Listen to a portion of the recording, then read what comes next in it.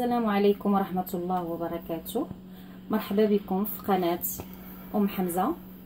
اليوم إن شاء الله غنقدم لكم بيتزا بالكفتة اللي غنحتاجوا ليها 500 غرام ديال دقيق الفورس، معلقة خميرة ديال الخبز، ومعلقة خميرة ديال الحلوى، معلقة سكر سنيدة، وراس معلقة ديال الملح، بيضة، شويه الزعتر باش نسمو، والحليب باش نجمعوا العجين.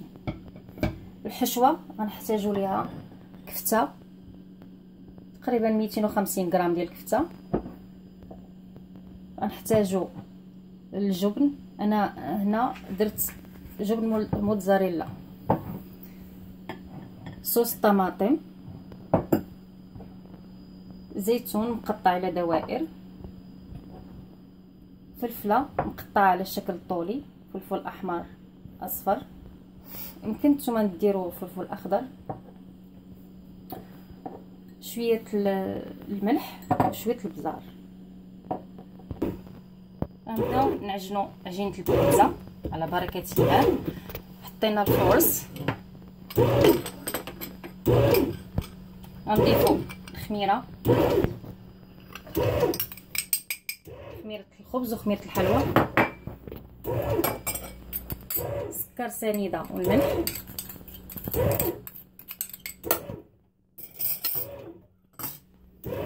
بيضه،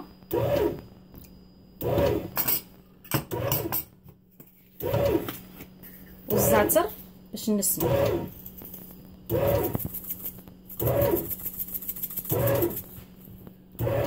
واخيرا الحليب باش يجمع لنا العجين.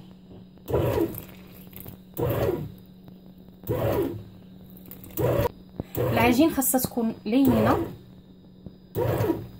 وملي غتعجن نخليوها ترتاح واحد 10 دقائق.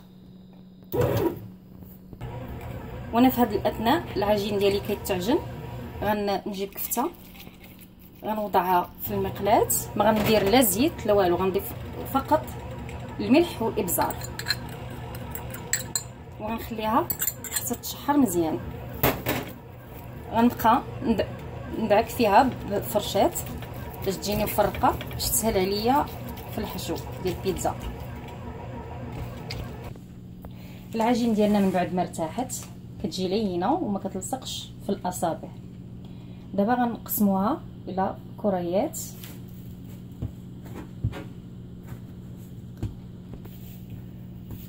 ومن بعد ما نقسموها الكريات غنخليوها ترتاح 5 دقائق ونسرحوها بالمدلك.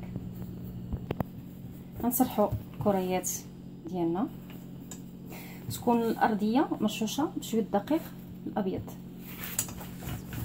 نبداو نسرحوا دغيا كتسرح حيت اصلا العجينه لينه.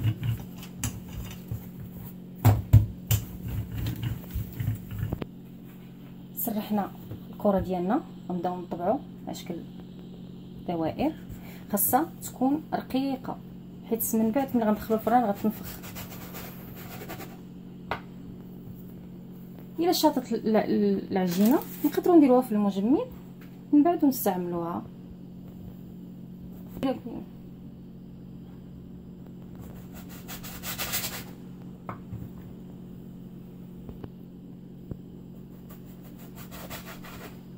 انا غنستمر حتى نكمل العجين ديالي. قبل ما ندخلوها الفرن غنتقبوها بالفرشات كلها باش ما تنفخش لينا، وندخلوها على نار متوسطه غطيب غير نص طيبه، ونخرجوها ونديروا ليها الحشو. من بعد البيتزا ديالنا ما طابت كطيب من هنا على هذا الشكل، غندهنوها بصوص طوماط،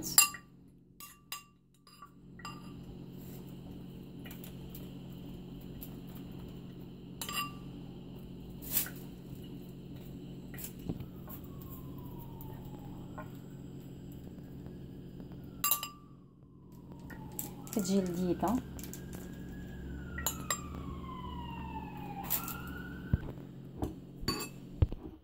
غنضيفو الكفته.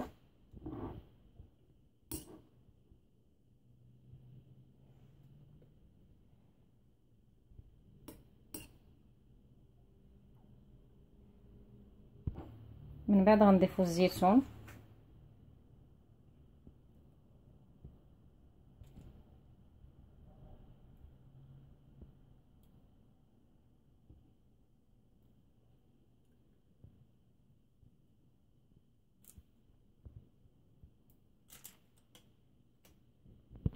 ومن بعد غنضيفو فلفله،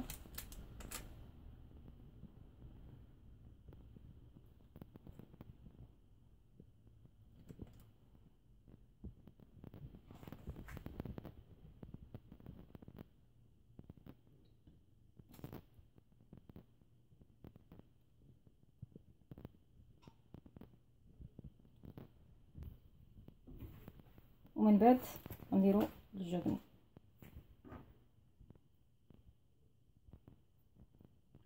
وندخلوها الفرن تقريبا 10 دقائق ونخرجوها.